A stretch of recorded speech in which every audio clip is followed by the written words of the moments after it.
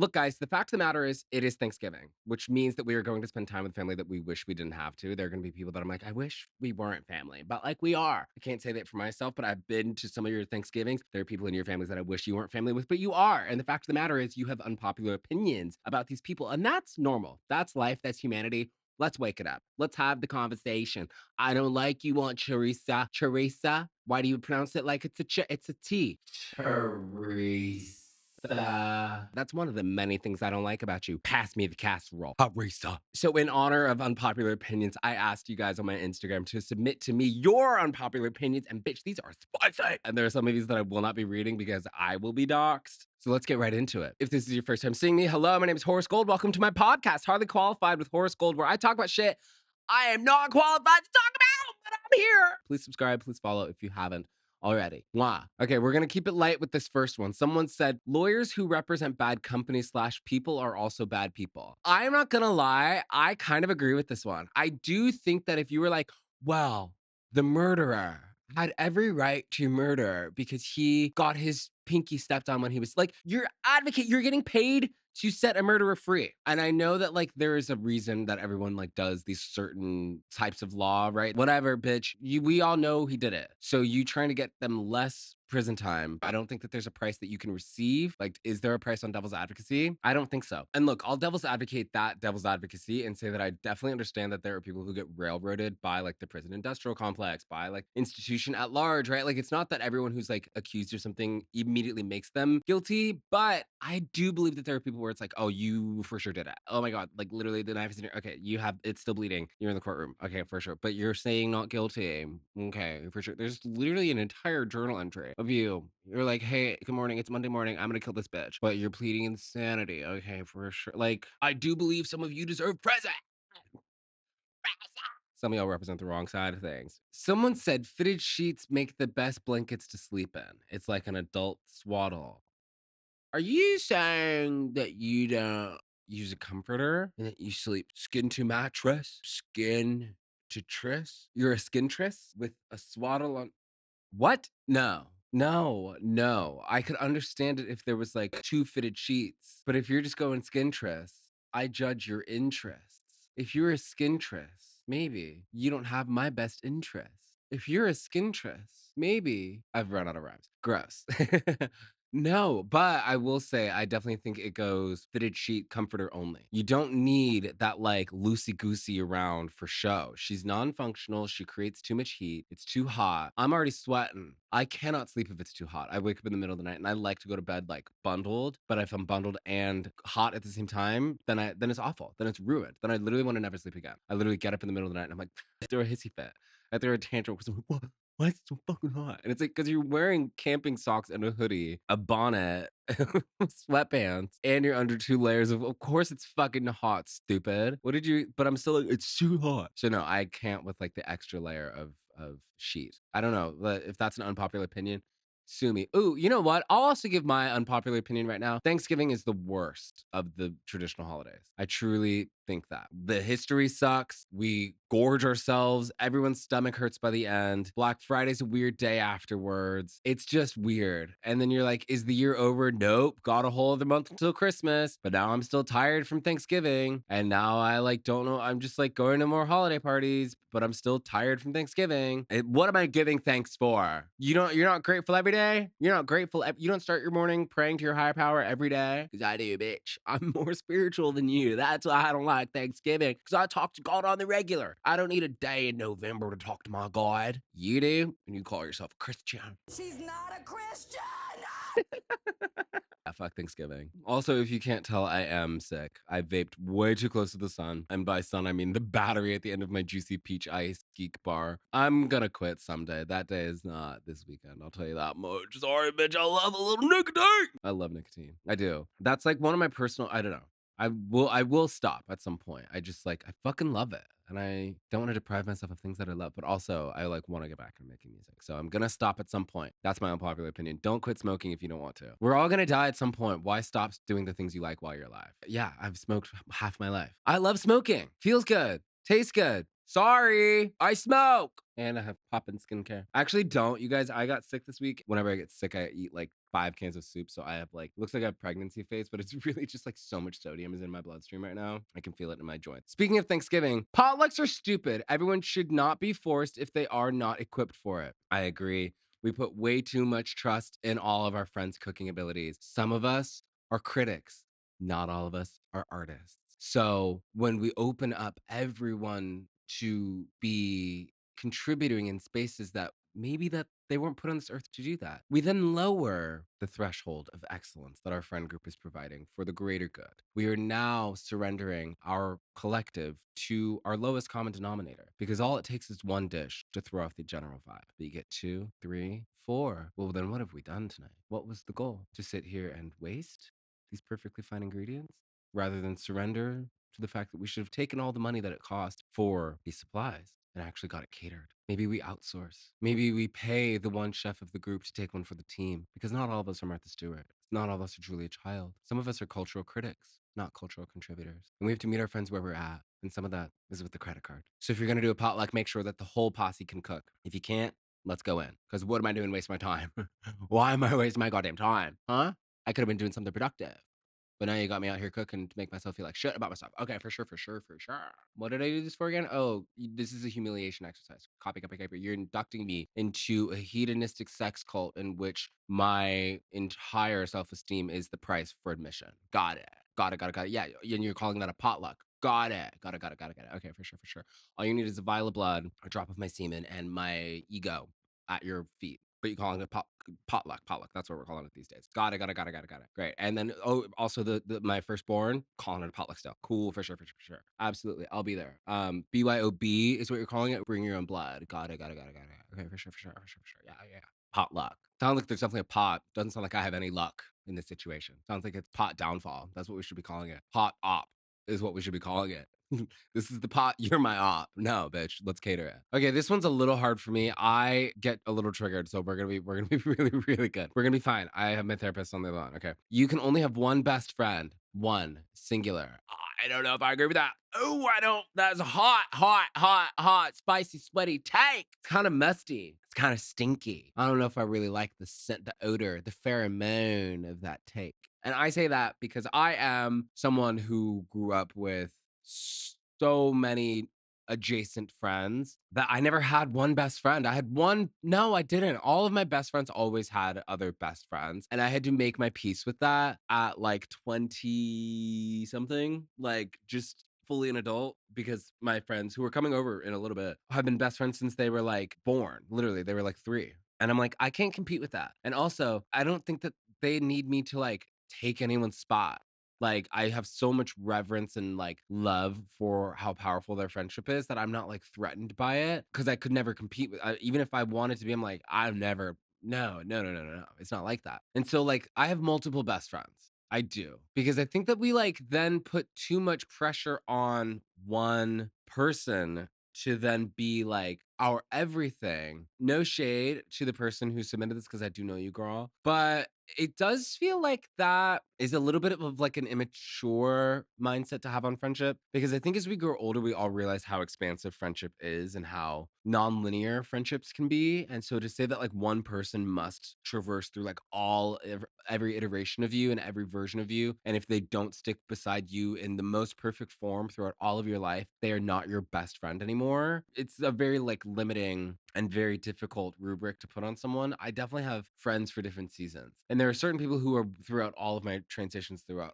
every version of myself. But I definitely think that there are people who I'm closest to at different periods of my life. But I think that I would say that I have like 5 best friends who all know each other. There's groups of us where we're like a group of best friends. I basically have like 2 groups of best friends. I don't need to be their like everything bagel best friend. I'm fine being like their sesame bagel because I don't want an everything bagel every single day. Sometimes I'm really in the mood for like just sesame alone or just onion alone.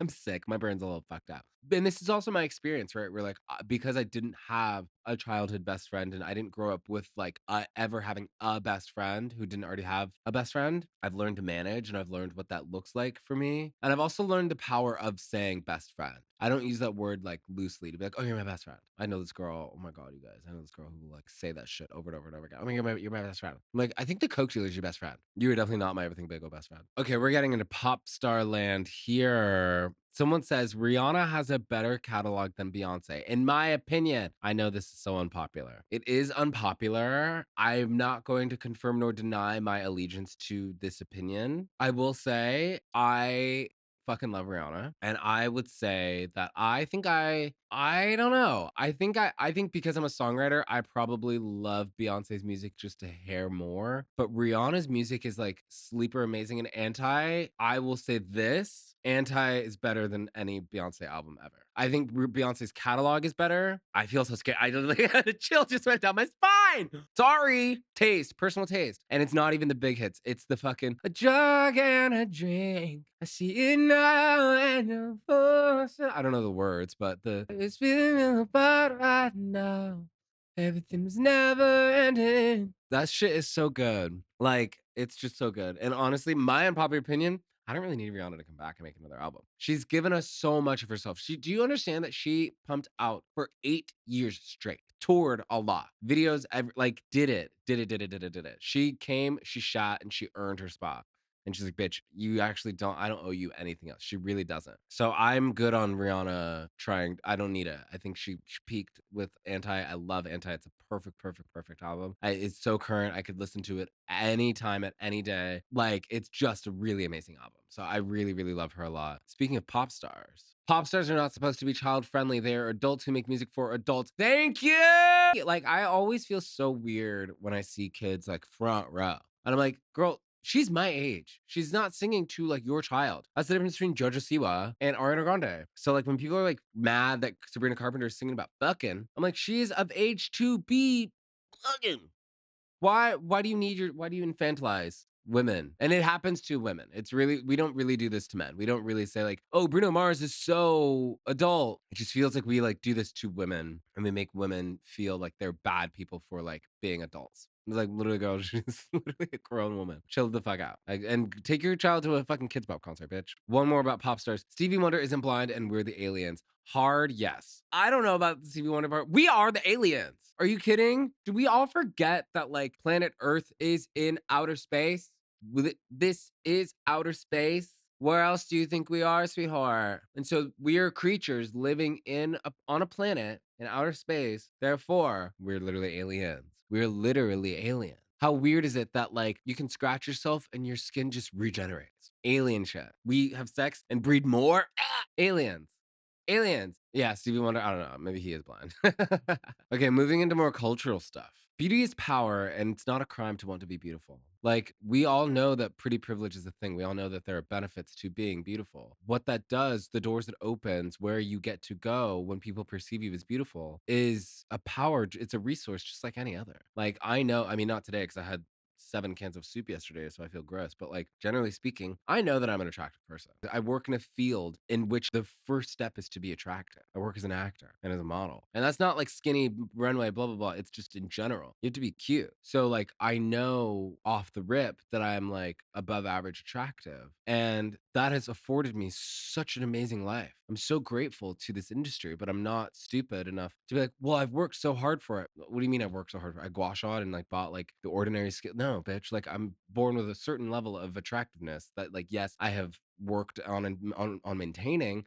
And so I think this is why it gets frustrating when people are like, oh, like you got plastic surgery. Do we not live in a society where beauty is prioritized? Why are we acting brand new? Obviously, there are going to be people who want to prioritize this resource that is clearly advantageous. Like there's a purpose and a benefit to being seen as attractive. So why would we shame those who feel, even though they most likely are beautiful enough on their own, why would we shame people who feel that they need to respond to that environment? We're judging the symptom and not like the root. Pretty privilege is a real thing. And so obviously there will be people who will do their part to receive it. And so, yes, I do think that beauty is power, and it's not a bad thing to like do things to make oneself more beautiful. I think we all do it. There's levels to it. I go to the gym, not solely, but partly for how it makes me look. I eat a certain way 100%. No, I wouldn't say 100%. I would say 60% for how it makes me look, 40% for like my elder years. But like I know that I'm like eating to have my abs show because I like how I feel. So yeah, bitch, I want to be hot. There's power in being hot. If you're watching this, I know you're hot too.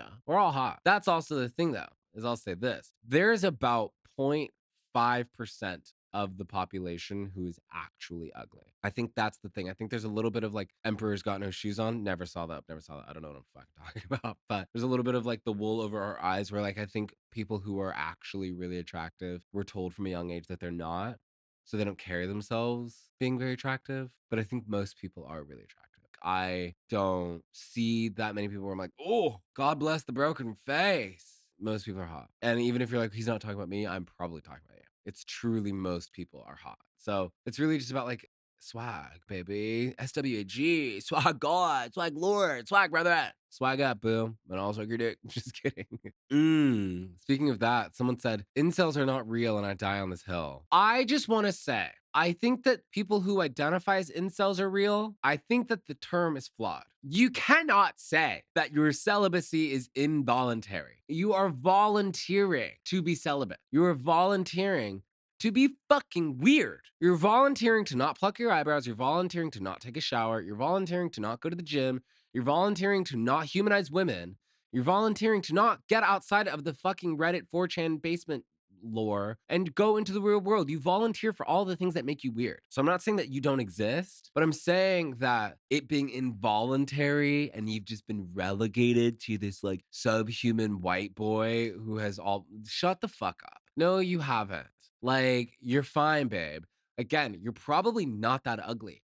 You're actually just super weird. And that's a choice you're making, baby. That's something you're volunteering for. That's my point. I do not believe that it is involuntary. If you actually worked hard and went to a therapist and lifted weights and like ate enough calories, I actually don't think you would be celibate. But you volunteer to take yourself out of it. And that's the part that makes me sad is that I'm like, y'all then get reinforced by like other loser dudes. But like the guys you look up to, like they pull tail, I don't know. I just don't get y'all. Like, I don't think it's involuntary.